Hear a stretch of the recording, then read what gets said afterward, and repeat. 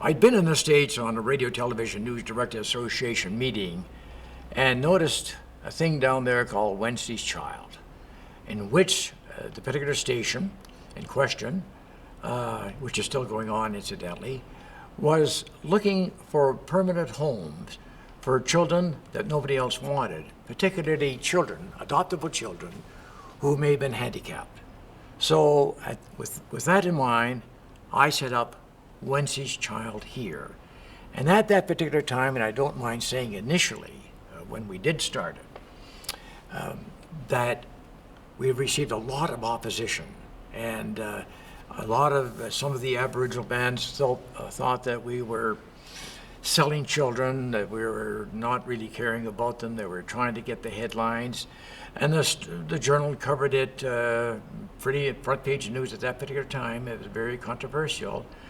Then a few months later, the Journal, I still have a copy of it at home, had their lead editorial, the benefits that were derived from Wednesday Child.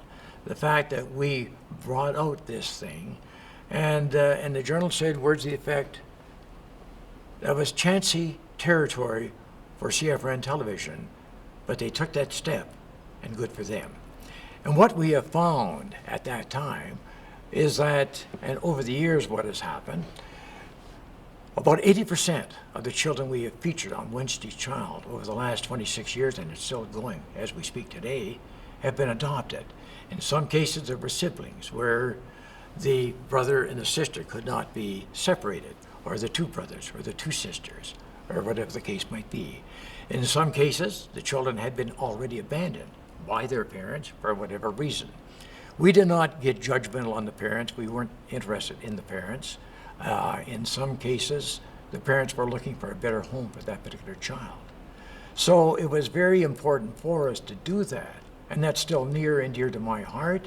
And after the initial criticism, the Alberta government, through the various departments, and social workers became very, very intrigued with this, and even assisted us on occasion by telling us of cases where they knew of children. And we did not confine this to Edmonton. We traveled throughout the province. It didn't matter where. The Crow's Nest Pass, Medicine Hat, Lethbridge, the Peace River Country, Lloydminster, out near Jasper, wherever those children were, we went there and talked with them. And it wasn't a matter of bringing them into our studio where they might be scared spitless. It was a matter of being on their home turf, where they were comfortable. And maybe our interviewer buying them an ice cream cone first of all, or maybe having a can of pop to make them relax. But that was very near and dear to our heart. But I think it sort of epitomized the compassion that we had at that particular time. We would be critical, as I said before, about maybe Alberta landlords when they could unscrupulously increase rents 4 times a year. But you also keep that in perspective. And with Wednesday's Child, that was just near and dear to my heart, and it still is. And I covet watching it every night. And some of the children that I've met personally from that. And I'm still blessed with letters I receive from children that we have helped that are now mature young adults. So that's why Wednesday Child was so important. I think not only to us, but the children.